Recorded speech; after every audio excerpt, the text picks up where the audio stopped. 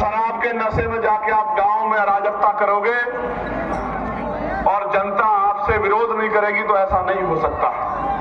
इसलिए मैं इस घटना का संज्ञान लूंगा और जो अन्याय वहां हुआ है लोकसभा में, अब 9 तारीख से जब लोकसभा चलेगी, उस अन्याय को देश के प्रधानमंत्री के सामने दिखाने का काम करूंगा। उनको बताऊंगा कि उनकी सरकार किस तरह की गुंडागर्दी उत्तर प्रदेश में कर रही है गरीबों के साथ। ये जो धर्म की बात करती है, महापुरुषों के सम्मान की, भारतीय जनता पार्टी की डबल इंजन की गुंडागर्दी वाली सरकार, मां अहिल्याबाई होलकर का कितना अपमान किया, उनकी मूर्तियां तोड़ तोड़ के जो है वो फैला दी, और जो नौजवान संघर्ष करने गया उनको लाठियों से पीट के जेल में बंद कर दिया। इतनी गुंडागर्दी कर रही है सरकार। प्यारे साथियों, काशी द्वार बनाया जा रहा है बनारस में, एयरपोर्ट के पास 16 ग्राम सभा की जमीन को बिना मुआवजे के छीनने का काम कर रहे हैं। सरकार का काम लोगों को घर देना होता है, जमीन देनी होती है, जमीन छीननी नहीं होती। लेकिन उत्तर प्रदेश की गुंडागर्दी करने वाली सरकार जबरन लोगों की जमीनें छीनने का काम कर रही है। प्रयागराज के फूलपुर के चखिनौदा मुकुंदपुर गांव में जबरन जमीन अधिग्रहण की जा रही है और किसान आंदोलन कर रहा है। और किसान तो ये भी कह रहा है जान दे देंगे लेकिन जमीन नहीं देंगे। आप ये देखो किस तरह से किसानों को, मजदूरों को नोचने का काम ये सरकार कर रही है। प्यारे साथियों, फतेहपुर जिले में मनरेगा कर्मियों को 6 माह से मानदेय नहीं मिल रहा है क्योंकि नया जी राम जी कानून लाके इन्होंने 40% पैसा सरकार को, राज्य सरकार को देने को कहा है और राज्य सरकार खुद कर्जे में है।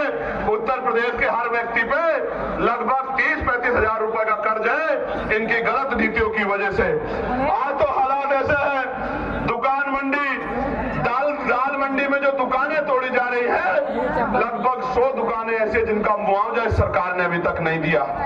मिर्जापुर में बाढ़ और सूखे की मार से जनता परेशान है लेकिन सरकार की आंखें नहीं खुल रही है।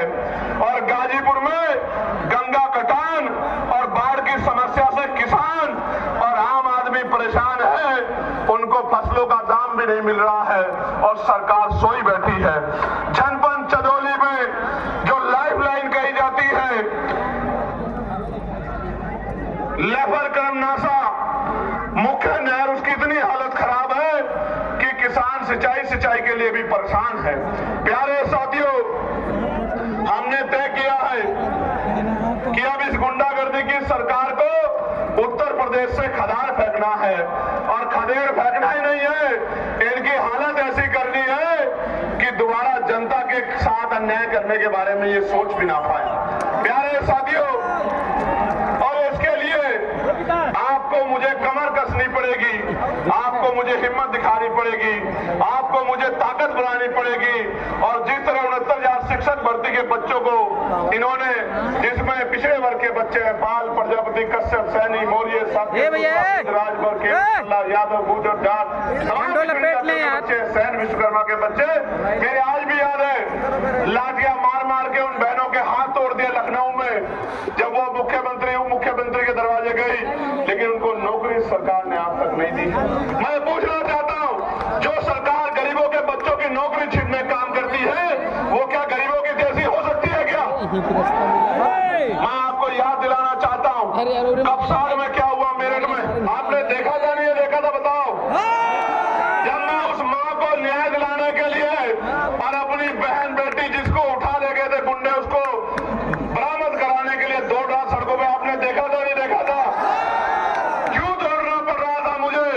क्योंकि ये सरकार हमारे बच्चों को न्याय नहीं दिलाना चाहती। और हालत ऐसी है कि मीडिया को भी नहीं, जो मीडिया जिसको लोकतंत्र का चौथा स्तंभ कहा जाता है, अघोषित इमरजेंसी चल रही है उत्तर प्रदेश में। हमारी मीडिया के भाइयों को भी पीड़ित परिवार से बात नहीं करने देते, उनके साथ भी गुंडागर्दी करते। ये आलम हो गया उत्तर प्रदेश में। अब 2 ही रास्ते हैं, क्या तो हम इस गुलामी को सहे या फिर हम इस गुलामी की बेड़ियों को जड़ से उखाड़ सके। आप बताओ तैयार हो या नहीं हो? बताओ, बताओ तैयार हो या नहीं हो? ऊपर बैठे हाथ उठा के बताओ तैयार हो या नहीं हो? वो जो वहां छत पे चढ़े हुए हैं उनसे पूछना चाहता हूं तैयार हो या नहीं हो? बताओ।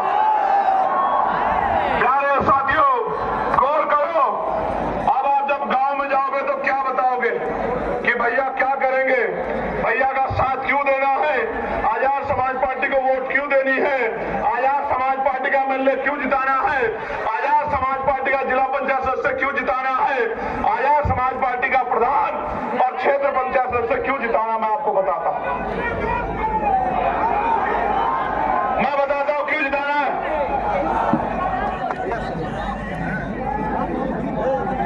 मैं बताता हूं क्यों जिताना है। अगर आपको 15% अतिरिक्त आरक्षण चाहिए पिछड़े वर्ग के लोग और पिछड़े समाज को, मौर्य जी यहां बैठे हैं, प्रजापति जी यहां बैठे, बिल्कुल साफ कह रहा हूं, जिसकी सरकार होगी, जिस विचार की सरकार होगी, उसी भाव के काम करेगी। इस उत्तर प्रदेश में पिछड़े अति पिछड़े समाज की जब 1931 में जनगणना हुई तो 52% था। फिर उसके बाद 600-700 नई जातियां उसमें जोड़ दी गई। आज वो 70% के करीब बैठता, 65% के करीब। मिल क्या रहा है? 27% आरक्षण। वो भी मध्य प्रदेश में जहां 90% SC/ST OBC है, वहां मिल रहा है 14%, 13% आज तक भी नहीं दे रहे हैं। यूजीसी का मामला सुप्रीम कोर्ट में जाता हूं, मैं सम्मान करता हूं सुप्रीम कोर्ट का, लेकिन अगले दिन स्टे हो जाता है। लेकिन आपका मामला कई सालों से पड़ा, कोई पूछने वाला नहीं है। आज मैं ऐलान करके कह रहा हूं, आप जाके घर घर बताना, और क्योंकि हम लोग महापुरुषों को मानने वाले लोग हैं, हमारा संकल्प भी हमारी शक्ति है। जिस तरह केंद्र की सरकार ने 10% आरक्षण 3 दिन के अंदर सामान्य जाति के गरीब भाइयों को दिया था बिना आंकड़ा जुटाए, 15% आरक्षण पिछड़ी अति पिछड़ी वर्ग के भाइयों को 27% से अलग आजाद समाज पार्टी का आश्रम दिलाने का काम करेगी। मेरी बात को आप याद रखें। जो अति पिछड़ी जातियां हैं, 100 नौकरी आएगी तो 15 नौकरी आपके परिवारों में उस तरह पहुंचेगी जिनमें आपके हिस्से को कोई दूसरा नहीं ले पाएगा, और बाकी आपकी हिम्मत पे है। आप पढ़े लिखे आपके बच्चे जनरल मेरिट या पिछड़े मेरिट में भी जाएंगे तो उसमें भी आपकी नौकरियों का संरक्षण करने का काम हम लोग करेंगे। मेरी बात को आप याद रखें। प्यारे साथियों, जातिगत गणना में ओबीसी का अगर कॉलम जुड़वाना है, ओबीसी की गणना करानी है, ये पता करना है कि ट्रैक्टर किसके पास है, ट्रॉली किसके पास है, बस किसके पास है, 4 पहिया गाड़ी किसके पास है, 2 पहिया गाड़ी किसके पास है, किसके अकाउंट में कितने पैसे, किसके पास कितना बिजनेस है, किसके पास क्या व्यापार है, किसके पास कौन शिक्षित है, किसके पास जमीन, अगर जानकारी करनी है तो जनगणना करानी ही पड़ेगी, और आर्थिक आंकड़े भी उसके जारी करने ही पड़ेंगे। ये तभी संभव होगा जब आजाद समाज पार्टी काशीराम के मेंबर असेंबली में और पार्लियामेंट में खड़े होंगे, तभी संभव होगा, इसके अलावा कोई रास्ता नहीं। प्यारे साथियों, अगर प्रमोशन में रिजर्वेशन SC/ST OBC के कर्मचारियों को दिलाना, उनके हितों की रक्षा करनी है, तो आपको आजाद समाज पार्टी काशीराम को ताकत देनी पड़ेगी। अगर आपको निजी क्षेत्रों में आरक्षण लागू कराना है, अपने बच्चों की हिस्सेदारी सुनिश्चित करनी है भेदभाव वाले समाज में, तो आजाद समाज पार्टी काशीराम को आपको वोट देनी पड़ेगी। क्योंकि आजाद समाज पार्टी काशीराम का इकलौता सांसद ही वहां यूजीसी के गाइडलाइन के समर्थन में सड़क और संसद में लड़ रहा था, दिल्ली जंतर मंतर में लड़ रहा था, बाकी तो आंख छिपा छिपा के इधर उधर घूम रहे थे। प्यारे साथियों, जो दुख तकलीफों में आपके नहीं हुए, वो कल सत्ता में के अहंकार में आपके क्या हो जाएंगे, इस बात को आपको समझना पड़ेगा। इसलिए मैं आपसे कह रहा हूं कि आजाद समाज पार्टी को अगर आप कामयाब करेंगे, ताकत देंगे, तो फिर आपकी ताकत मजबूत होती जाएगी। गौर से सुनो मेरे प्यारे साथियों, अब बदलाव की घड़ी आ चुकी है। इस घड़ी का मैं भी इंतजार कर रहा हूं और आपको भी इंतजार है। आप जो इतना पैसा खर्च करके, समय खर्च करके इस कड़ाके की गर्मी में यहां डटे हुए हो, तो फिर आज यहां दिल पे ये संकल्प लेके जाओ, अपने दिल में दिमाग में बात मजबूत करके जाओ कि हमारे ऊपर जो जुल्म हुआ है, हमारे ऊपर जो अन्याय हुआ है, हमारे अधिकारों को जो लूटा गया है, हमें एक एक अधिकार छीन के लेना है, और छीन के लेने के लिए हमें शक्ति बनानी है।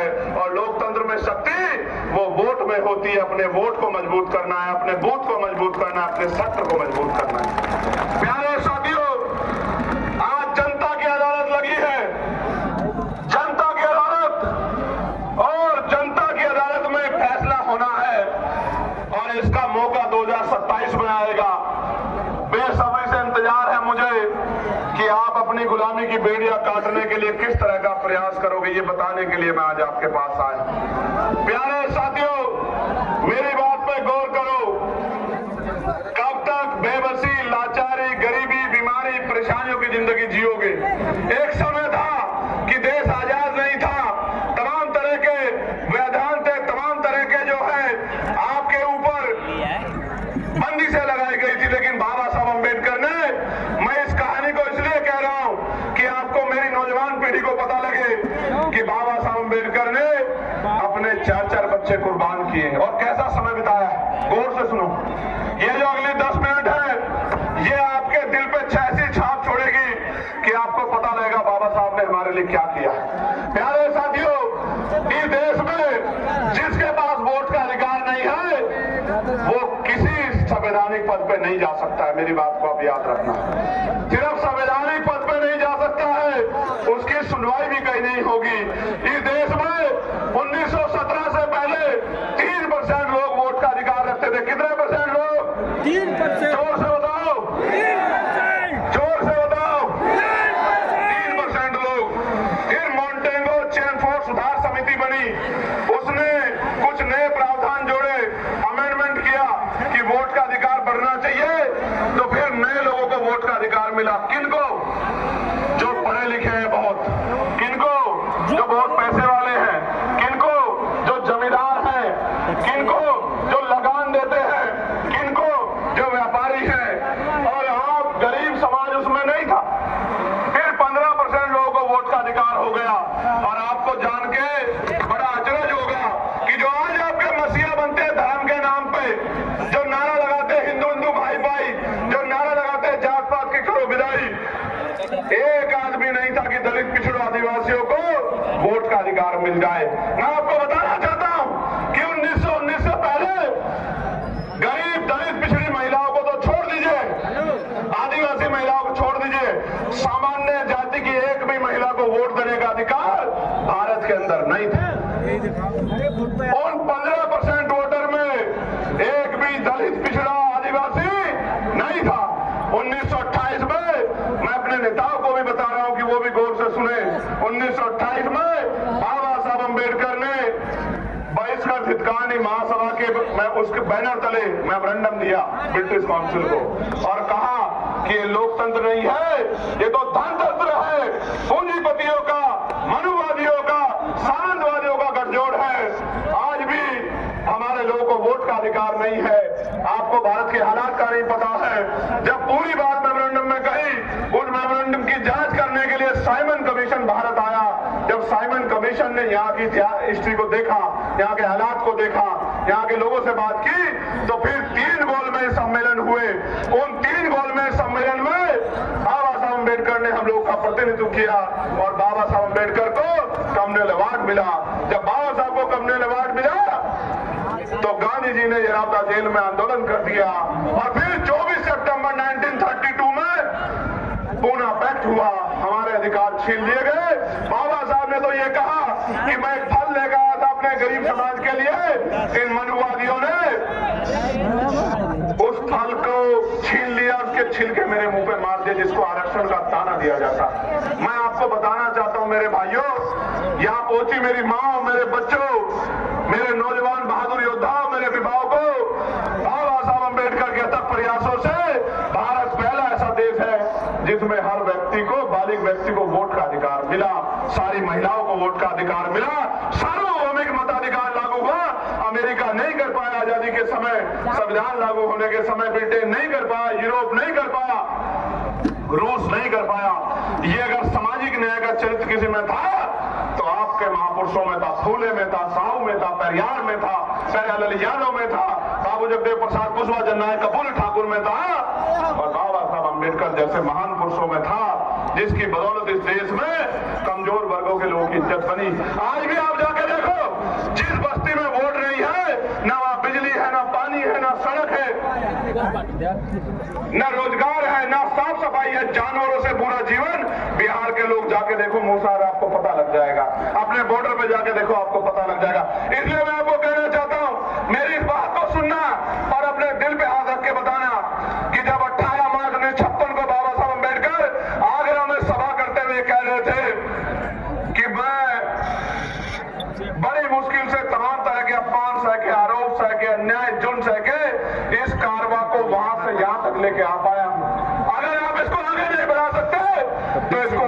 मत जाने देना। मेरे बच्चों रोते हुए कह रहे थे बाबा साहब, हमसे रो रहे थे बाबा साहब, और आपको मुझसे कह रहे थे कि मेरे बच्चों इस कारवां को पीछे मत जाने देना।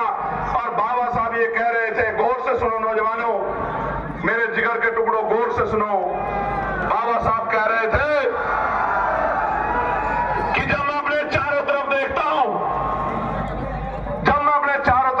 एक भी नौजवान ऐसा दिखाई नहीं देता जो इस आंदोलन रूपी तंबू का बंबू बनके इस आंदोलन को आगे बढ़ा सके।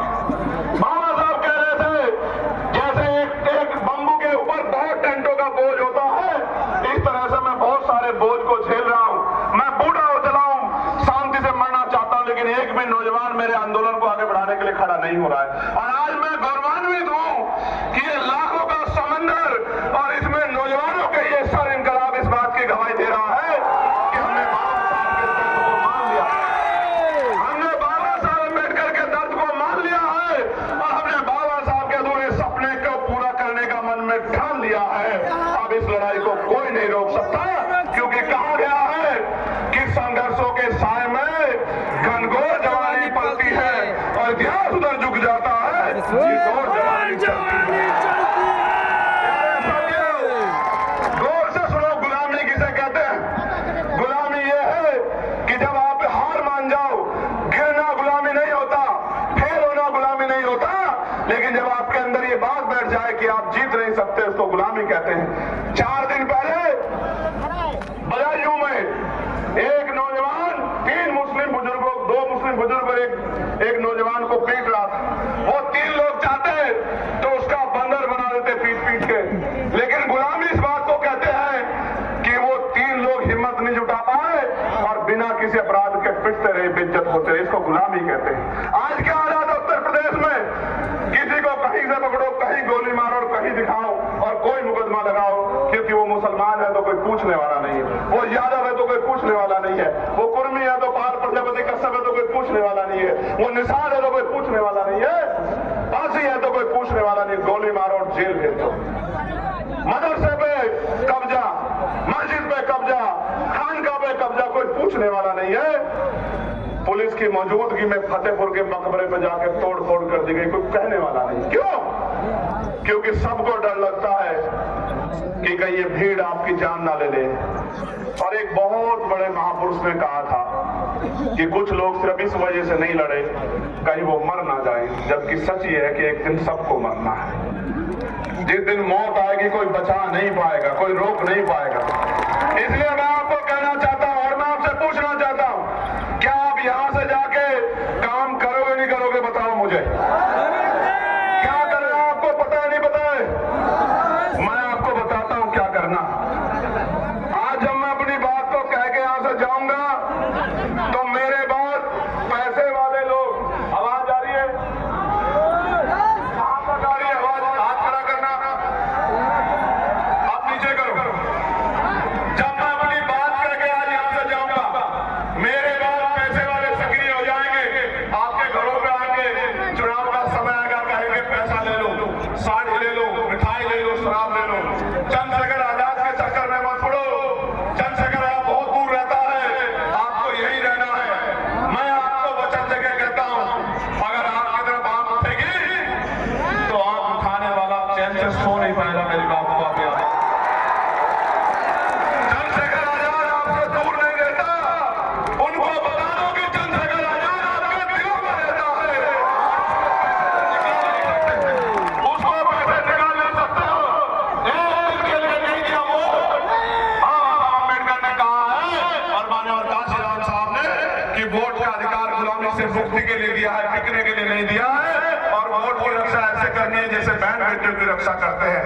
मैं आपको कहना चाहता हूं मेरे लोगों, बिल्कुल मत घबराना, आने वाला समय आपका है। मेरी बात को आप याद रखना।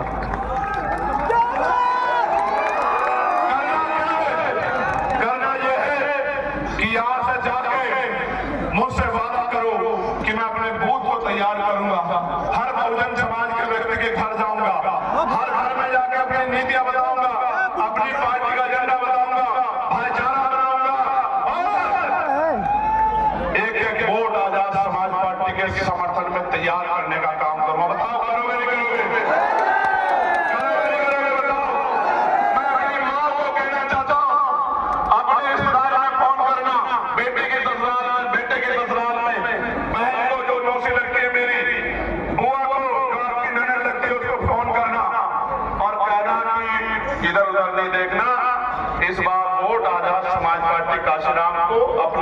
पीछे के आजाद हो जाएगा नहीं जाएगा बताओ। और आप लोग क्या करोगे? आप लोग ये करना कि अपनी बस्ती को तैयार करना, अपने कस्बे को तैयार करना, अपने गांव को तैयार करना। और अगर सच्ची श्रद्धांजलि देना चाहते हो बाबा साहब को, उनके आंसू को सुखाना चाहते हो, अपने माँ बापों का सपना पूरा करना चाहते हो, तो इस गरीबी बेबसी के जीवन को खत्म करने के लिए आपको खुद को मजबूत करना पड़ेगा। आजाद समाज पार्टी को मजबूत करना। जब कोई पैसा लेके आएगा तो धूल बोले जाओगे, जोर से बताओ, दोनों हाथ उठा के बताओ, भूल बोले जाओगे। ऐसा तो नहीं होगा किसी और की नाराजगी मुझसे निकालोगे। पक्का? कोई ऐसा तो नहीं कि आपको गुमराह कर दे। ताकत बनाओगे नहीं बनाओगे, मेहनत करोगे नहीं करोगे। मेरे प्यारे साथियों सुनो, मांगने से भीख मिलती है, अधिकार छीनने पड़ते हैं और छीनने